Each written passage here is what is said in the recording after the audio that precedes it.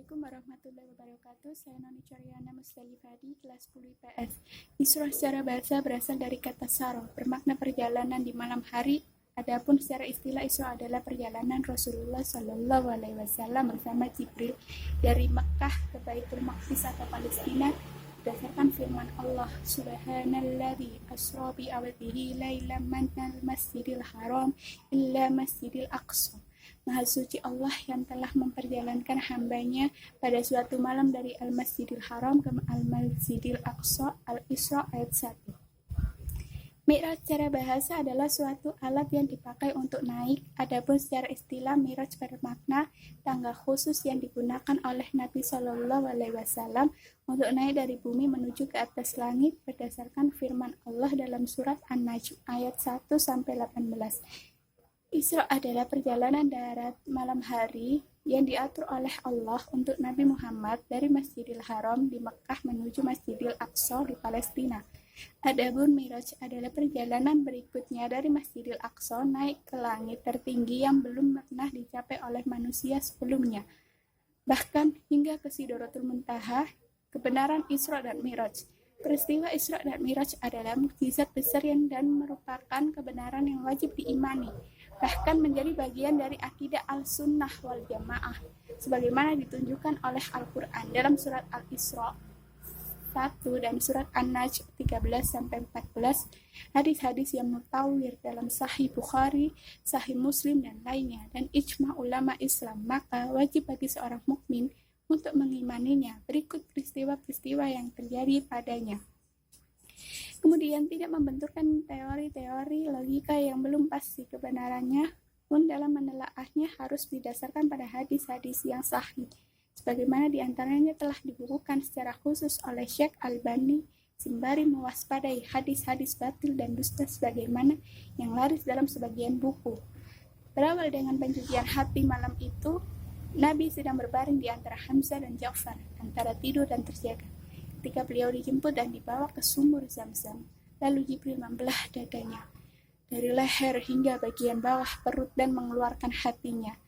Kemudian didatangkan bejana emas yang dipenuhi iman dan hikmah. Lantas Jibril mencuci hatinya dengan air Zam-Zam, lalu memenuhinya dengan iman dan hikmah, menuju Masjidil Aqsa dengan burak.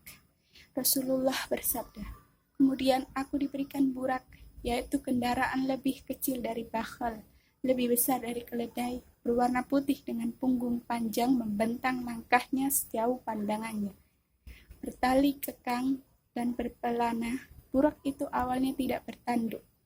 Kepadaku, Jibril berkata kepadaku, Muhammad, kamu melakukan ini. Belum ada yang menaikimu yang lebih mulia di sisi Allah dari Muhammad, sehingga dia bercucur keringat dan aku pun mengendarainya." Mereka kemudian melakukan perjalanan hingga sampai di Baitul Maqdis. Lantas Nabi menambat burak kendaraannya, kemudian masuk ke masjid dan sholat 2 rakaat dan keluar. Lalu Jibril datang membawakannya 1 bejana khamar dan 1 bejana susu. Maka Nabi memilih susu. Jibril kemudian membawa Nabi naik ke langit dan bertemu para nabi. Di langit pertama, Nabi bertemu Adam sedang duduk. Di sebelah kanannya ada keturunannya dari kalangan ahli surga, dan di sebelah kirinya ada keturunan dari kalangan ahli neraka. Jika menoleh ke kanan, dia tertawa, dan jika menoleh ke kiri, dia menangis. Di langit kedua, beliau bertemu Yahya dan Isa. Beliau bertemu Yusuf yang telah diberikan setengah ketampanan. Di langit keempat, beliau bertemu Idris, dan di langit kelima, beliau bertemu Harun. Di langit keenam, beliau bertemu Musa. Ketika Nabi melewatinya, dia menangis dan berkata, "Ya Rabbi, Nabi yang engkau utus setelahku ini umatnya lebih afdal dan lebih banyak masuk surga dari umatku." Adapun di langit ketujuh, beliau bertemu Ibrahim sedang bersandar pada Baitul Ma'mur, di mana setiap hari akan masuk ke dalamnya 7.000 malaikat dan mereka tidak akan kembali lagi di sana. Nabi disuguhkan 3 mangkuk minuman, susu, madu, dan khamar.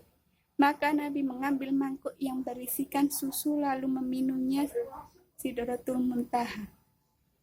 Kemudian Nabi dibawa naik ke atas Sidratul Muntaha. Di sana ada semisal pohon bidara, Buah-buahnya seperti kullah atau takaran hajar, dan daun-daunnya seperti telinga gajah.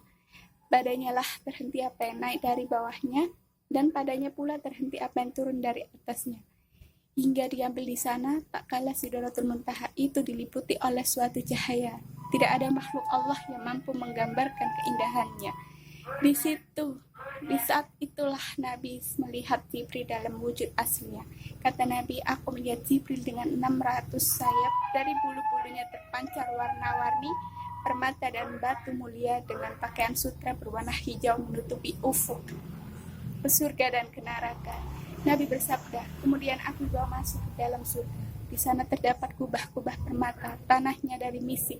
Ketika aku berjalan di surga, aku dibawa ke sebuah sungai yang dua pesisirnya adalah tenda-tenda permata yang berlongga. Aku bertanya, apa ini Jibril? Dia menjawab, ini adalah Kausar yang diberi Allah Azza wa Jalla untukmu. Maka aku memasukkan tanganku dan ternyata tanahnya misik yang sangat harum dan kerikil-kerikilnya adalah permata. Nabi berdiri di pintu neraka. Ternyata kebanyakan penghuninya adalah wanita. Beliau melihat sejumlah laki-laki mencacah bibir-bibir mereka dengan pencacah dari api. Mereka lah para penceramah yang memerintahkan orang dengan kebaikan, tapi melupakan diri mereka sendiri, juga sekelompok orang dengan kuku-kuku dari tembaga mereka, mengoyak wajah dan dada-dada mereka. Mereka adalah orang-orang yang memakan daging manusia dan merobek kehormatan mereka. 5. Menerima perintah sholat. Kemudian Nabi dibawa naik sampai ketinggian di mana beliau dapat mendengar suara pena-pena takbir. Di sana Allah mewajibkan kepada umatnya 50 sholat dalam sehari semalam. Nabi kemudian turun hingga bertemu kembali dengan Musa. Dia berkata, demi Allah, aku telah berpengalaman dengan manusia sebelummu. Aku mengobati Bani Israel dengan sangat berat, sungguh umatmu tidak akan mampu yang demikian itu. Maka kembalilah kepada Rabbmu, minta dia memberi keringanan. Maka Nabi kembali kepada Allah dan bolak-balik meminta keringanan, dan Allah menguranginya 5 demi 5 hingga menjadi 5 sholat fardu. Kembali ke Mekah. Malam itu juga Nabi kembali ke Mekah dengan terlebih dahulu, singgah di Masjidil Aqsa dan bertemu sejumlah nabi, ada Musa, Isa bin Maryam, dan Ibrahim alaihissalam. Nabi berkata, kemudian tibalah waktu sholat, maka aku mengimami mereka. Setelah sholat selesai, Jibril berkata kepadaku, ini Malik, penjaga pintu neraka. Aku pun menolehnya, namun dia terlebih dahulu menyalamiku. Aku bertanya kepada Jibril, kenapa sama sekali aku tidak melihat Mikail tertawa? Dia menjawab, dia tidak pernah tertawa semenjak neraka diciptakan. Kapan Isra dan Mi'raj terjadi? Di setiap tahun, tepatnya setiap tanggal 27 Rajab, banyak orang melakukan peringatan Isra dan Mi'raj karena meyakininya sebagai hari terjadinya